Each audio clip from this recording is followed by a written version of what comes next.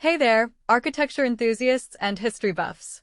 Today, we're diving into a fascinating project that's making waves in the art and design world. You might have heard whispers about a certain pavilion restoration in Margate, and I'm here to give you the inside scoop with my personal take on it all. Waugh Thistleton, a renowned architecture firm, has submitted plans to transform the Westbrook Loggia, a Grade 2 listed building, into a vibrant cultural hub. But it's not just any renovation. It's a delicate dance between preserving history and embracing modern functionality. The vision is grand, a mix of cultural, commercial, and community spaces. Picture this: galleries showcasing stunning artwork, artist studios buzzing with creativity, and a restaurant where locals and tourists alike can indulge in culinary delights. But it doesn't stop there. The design also includes saunas, changing rooms, and even public bathing facilities, all seamlessly integrated into the historic building. Now, this isn't just about aesthetics, it's about breathing new life into a space that has a rich past. What makes this project truly special is its connection to the Tracey Emin Foundation, a charity founded by the renowned artist herself. Tracey Emin, a Margate native, understands the power of art in communities. Her foundation aims to promote and support the visual arts, and this pavilion restoration aligns perfectly with that mission.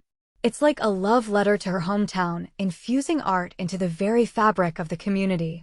Now, let's talk about the architectural challenges. Waugh Thistleton is not just slapping a fresh coat of paint on this historic building.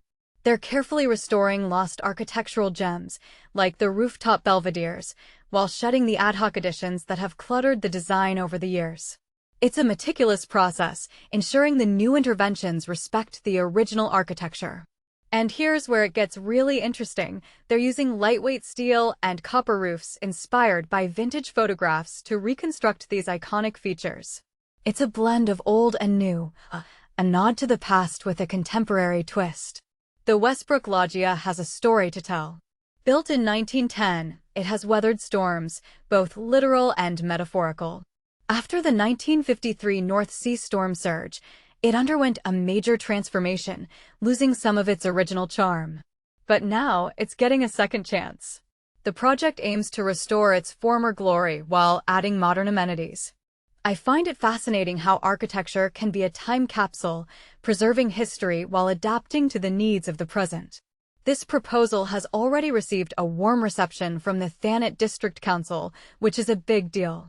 They recognize the potential for this redevelopment to enhance the building's beauty and contribute to the community, tourism, and local economy. It's a win-win situation, in my opinion. But it also raises questions about the balance between preserving historical integrity and embracing modern necessities. Interestingly, this isn't Tracey Emin's first dance with architectural projects.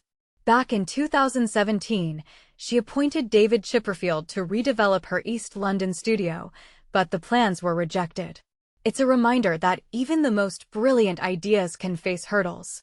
However, Emin's move to Margate and her continued commitment to art and community shine through in this latest project. In conclusion, this Margate Pavilion restoration is more than just a construction project.